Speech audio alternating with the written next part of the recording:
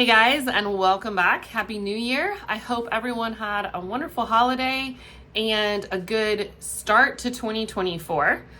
Originally, I was planning on doing a garden tour today to show you all the things that we have going on in our winter garden and to kind of show you how we are letting things rest and getting ready for spring. I've ordered my seeds, so I am really excited to start planning our spring garden and summer garden. However, this week, Georgia has decided that bad weather is going to be the name of the game. So Tuesday, we had some really high winds come in and just gushing rain. A lot of the wood chips in the garden kind of got washed out. So the garden's a little bit of a mess. But then they decided that today we were supposed to have more bad weather. So I will have to wait and do a garden tour. Hopefully this weekend, maybe tomorrow or Sunday, we'll see. But I did want to do a little bit of an update because we have changed one particular thing in our homeschool.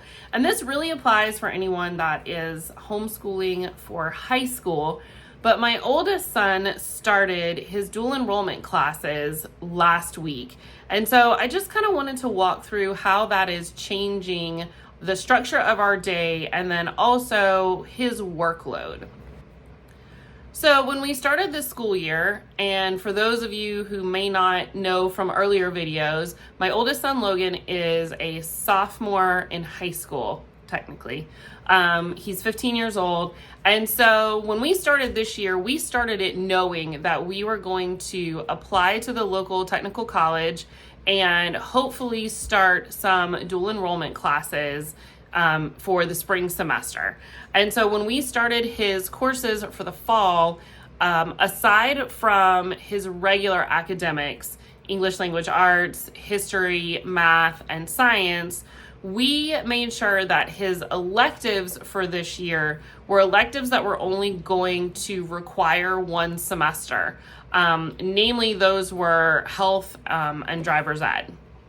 And so we made sure that he finished those courses in December so that he would not have more being added to his plate by starting the dual enrollment courses this spring.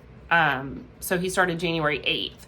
So the first thing I would say is if you are planning on having your high schooler start dual enrollment, start to think about something like that.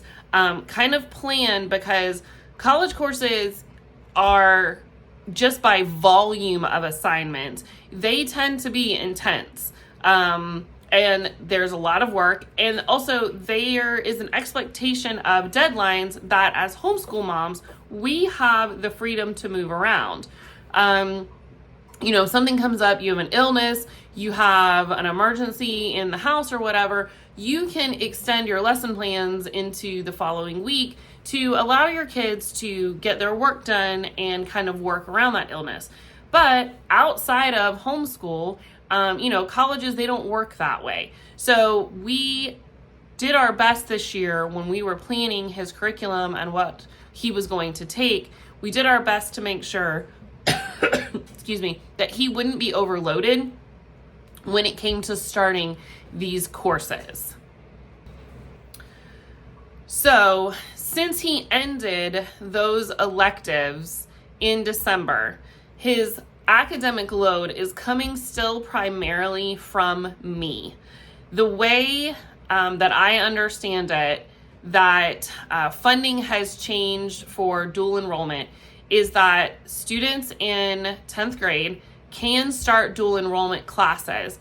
However, they cannot use dual enrollment funding for any academic courses until 11th grade. I don't think that makes any sense, but that is the best way that I understand it. So in order to start dual enrollment classes in 10th grade, what he actually had to do was start the courses in his major. He wants to major in criminal justice because he wants to be a DNR officer. And so he was able to start courses in criminal justice, but will not be able to start any courses that are academic courses until next year. So what that looks like for this semester is he is still doing his English language arts at home through me. He is still doing, and he's doing world literature for that. We are doing world history through me. I still am planning science, physical science for him is what he's taking this year. And then he's doing Algebra 2 this year. So all of his academics are covered through me. Now, his Intro to Criminal Justice is through the technical college. And then also he's taking a computer literacy course. And that's a requirement that they had. Those two will count on his high school transcript, but they will count as elective courses on his high school transcript. So he still gets credit for those. And one semester of college is equal to a year of high school credit. So he actually will get one full credit on his high school transcript for each of those courses. No, I take that back. I'm sorry. He will get a full credit for the computer literacy course. He will get half a credit on his high school transcript for the Intro to Criminal Justice course because that is an 8-week course. It's not a full semester, so he'll get half a credit for that. But those count still towards his high school credits. They just count as electives. Now, next year, when we start planning, he will be allowed to take academic courses. So he will actually be taking college algebra his first semester and English 1101, I believe, as well. I forget. She mapped out everything for us. The advisor, the dual enrollment advisor for our county from the technical college, she was wonderful. And she really helped us map out kind of his courses that he needs to take each semester, and helped us maximize our dual enrollment funding, so that we could get as many courses for free as possible. So I highly recommend number 2, when you are looking into dual enrollment, make sure that you find, go through the college advisor or the counselor. Typically, this is all organized through the high school counselors in a public school setting and then the dual enrollment counselor at the college. Since we don't have high school counselors because, well, I am a counselor and a chauffeur and a cook and a teacher and the principal. But since we don't have a separate counselor, everything, of course, we just worked with her. And I will say she absolutely was amazing. She even helped us register for courses. I really just recommend doing things as much in person as possible. It seems to go smoother that way. We went back and forth through email, and she was not super familiar with homeschool things. And so I finally just asked her, could we just meet and talk through this? Because this is all new for me. And she was very gracious. And I know she spent probably close to 2.5 hours with us in her office. So I can't recommend getting someone to talk to you when you are going through the application process. It does seem like there's a lot, and there is, but ultimately it is a very navigable process. The funding options, once we were accepted and got our letter of acceptance from the college, then the funding emails came so that we could apply and show that we're doing dual enrollment and stuff like that. So honestly, Southern Crescent Technical College, if you have one near you, I highly recommend them. We've been really happy so far. Granted, we're very new at this, but it has been a good journey so far. So those are the changes that we've made overall in like lesson planning and what he's doing. Now, daily changes on his end have been learning, honestly, how to schedule his own day. And one of the reasons I was really looking forward to doing dual enrollment is because, as a former teacher and now teaching my kids, when I write lesson plans, and you have seen this in my earlier curriculum and lesson planning videos, I write them for the week and I basically spell them out. I make it so that my kids really don't have to rely too much on me, that they can go look at their lesson plans. They can see what they need to do. Of course, Kevin needs a little bit more guidance than Logan does, but I really have made it so that it's just following a checklist. Well, the opportunity through dual enrollment is that Logan is now in charge of creating his schedule and sticking to it. So the first day of class, both of his classes are online this semester. I forgot to mention that.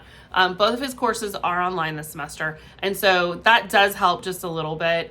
Everything is kind of laid out pretty specifically as far as like assignments and when they're due. And the syllabus was really good about telling us all of that stuff. But he still had to be responsible for setting up a planner. I got him just a basic planner.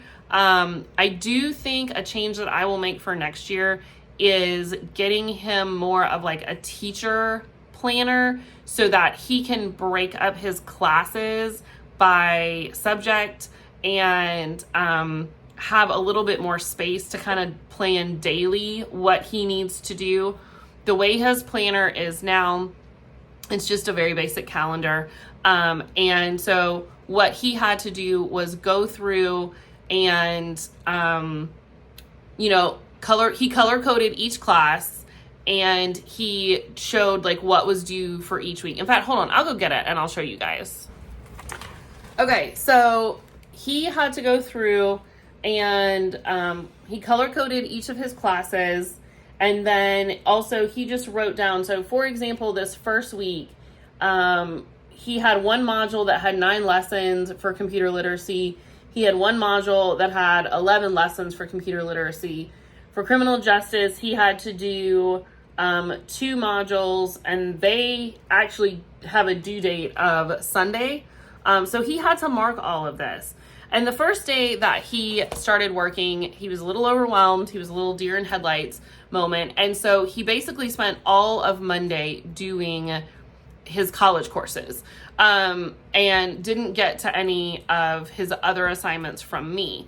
And so we had to sit down and kind of talk about, yes, like there's a lot and you have to stay on top of it, but breaking it up so that you have tasks daily instead of locking out one whole day and then having to like double up on your other school the rest of the week. He doesn't like to double up very much, especially like algebra.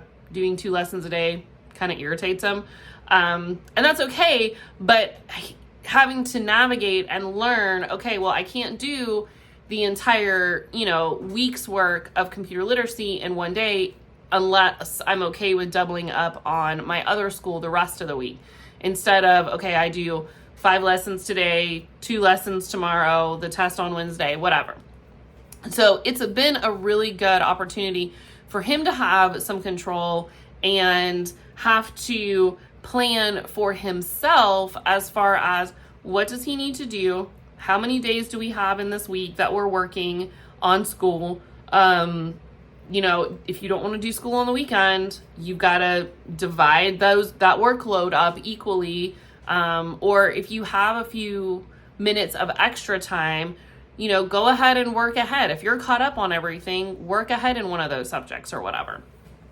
So that has been the first thing that we have tackled this week. And it's been really good, honestly. He picked it up very quickly. Other than that first day, like he started to relax a little bit and understand like he can do this. The other thing though that we have structured in his day is making sure that he does those coursework assignments first in his day. So when he gets up, his first tasks to tackle are those 2 courses and whatever assignments that he has deemed he needs to accomplish that day. Because while I do not like to move my lessons back unless we have an emergency or an appointment or something come up that we have to kind of renegotiate our schedule, my lessons can be moved. We school through the summer, so if we need to push some things back during this time while he has these courses, especially because the one course is only going to last 8 weeks, then we can push some of my things that have to get accomplished into the summer and still meet the requirements that he is schooling the appropriate amount of days, the appropriate amount of hours per the Georgia requirements. But because the college due dates are non-negotiable, those things need to be accomplished first. And so he does. He's been getting up. He's been setting an alarm. He's been getting up every morning, starting with those. Some days he's done quickly and gets to my stuff faster. Other days, like today, it's taken him a little bit longer. And so he just now finished the exam for his computer literacy module. So now he's got to go ahead and start on the other stuff. But overall, making sure that he gets those things done first and then works on my assignments, I feel is just a better approach, because I don't want him to be behind in those classes ever. And I can be more flexible than they're willing to be. So I've shared with you everything from my point of view, but I thought it would be helpful to have Logan kind of share what his thoughts were as well. So yeah, so I don't want to scare anybody. It's not scary at all. It seems a lot at first. I just want to say that college is definitely different from high school. It's not just another class. It's a lot harder. It's a lot more rigorous. You have due dates that cannot be extended. Like, my professors pretty much won't extend due dates unless you die or your parents die. But I would say the most important thing is to not procrastinate on anything. If you have a due date, do not wait until 2 days before the assignment to do it, because you will be stressed as heck. Also, take it seriously. Don't just brush it off. Even if you do good in high school, if you don't have to study for tests, or if you can just whip out an essay in like a couple hours, it's not the same. You have to do research. You have to back it. These tests, like I had an exam today and it was 74 questions. So I don't think that you're going to get around studying for that. So like I said, I'm not trying to scare you guys. Don't want you to go into it blind thinking that it's just going to be a walk in the park and you're going to breeze right through it, because that's going to lead you to failure, and nobody wants to fail. So there you go. Again, this is just a little update on what we're doing right now with dual enrollment. When we are full-time next, in the fall, he'll be full-time. He'll be taking 4 classes, and he will still have some work from me, but it will now be a little bit on the minor side. I'll be filling in the holes. So I will definitely do a video on that one, but we just wanted to give you guys a little insight as to what we've been up to with homeschool the past week, yeah, 2 weeks. And we'll go, I guess that's it, isn't it? I think so. Okay. We'll talk to you guys soon. Bye. Hey guys, don't forget to smash that like button and subscribe for more homemaking, homeschooling, and homesteading videos.